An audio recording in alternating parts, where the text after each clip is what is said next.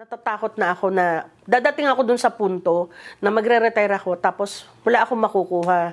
Masakit po yun para sa akin. Ako po si Miss Regina E. Ramos ng STO Navotas sa Navotas National High School, Teacher 3 at kasalukuyang nagtuturo ng Grade 7 MAPE. Nag-offer po si GSIS ng 10 months na loan. Ginrab ko po iyon nang wala pong kahirap-hirap dahil napakadali po naman talaga nakakuha ng loan dito kay GSIS. Sa pag-andar po ng panahon, hindi po ako nakaltasan sa aking sweldo. Nung hindi po ako nakakaltasan ni GSIS, hindi ko na po sinubukang mag-loan ulit kasi alam ko po naman na kung ilo-loan ko ulit yung sweldo ko, parang maliit lang din po yung makukuha ko. Kaya nag-try po ako for quite so long sa mga private lending institutions. After some time, last 2019 of December, nakatanggap po ako ng sulat na due and demandable na yung utang ko pong 130 ay lumobo sa 429,000.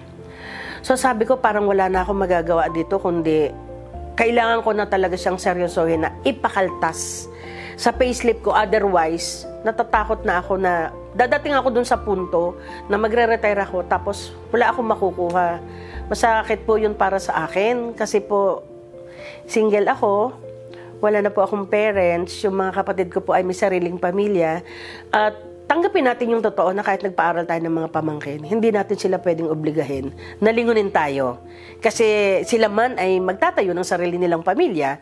Kaya sabi ko talagang, kung hindi ko ito aasikasuhin, baka matulad ako sa iba na nakikita natin sa Facebook na kung saan lang sila napunta.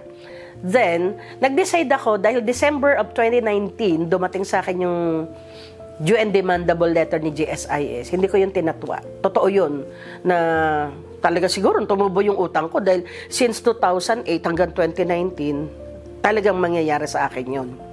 Swerte naman nakakuha kami ng schedule para makipag-usap sa mga kinauukulan. Actually, nung nag-come up sila doon sa sinasabi nilang Resolution 136, yun nga po, ang sabi po sa amin ay, wag ka na mag-worry ma'am.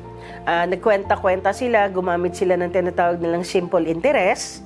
At sa dulo, ang nangyari po ay lumiit siya. Lumiit siya hanggang sa 389 na lang po yung 1.6 million ko na utang. Kung i-apply ko siya sa MPL Flex. Pero sabi ko, ma'am, paano kung ayoko na po talaga akong mag-loan? Sabi niya, ma'am, yung 300 mo magiging 429 ulit.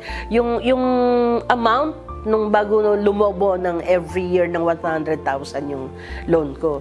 Kaya inavail ko yung MPL Flex.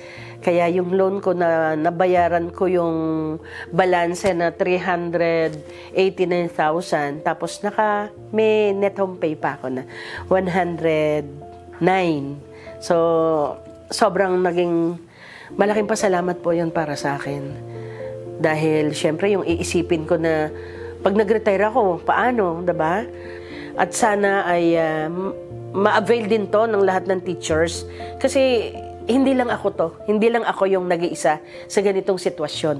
Sa nangyari sa akin, na talaga namang nakatulong yung panibagong eskemang ginamit ni GSIS para sa mga utang, malaking ginhawa ito sa pamumuhay ng mga guro, no? Dahil nga siyempre, hindi na ganun kabigat yung mga interest na mararanasan nila at talaga namang mabibigyan ng solusyon yung mga problema nila. Ginhawa in the sense na nakahinga ako ng maginhawa, na hindi na ako nahihirapang mag-isip kung papaano pa yung pagtanda ko kung saan ako pupunta.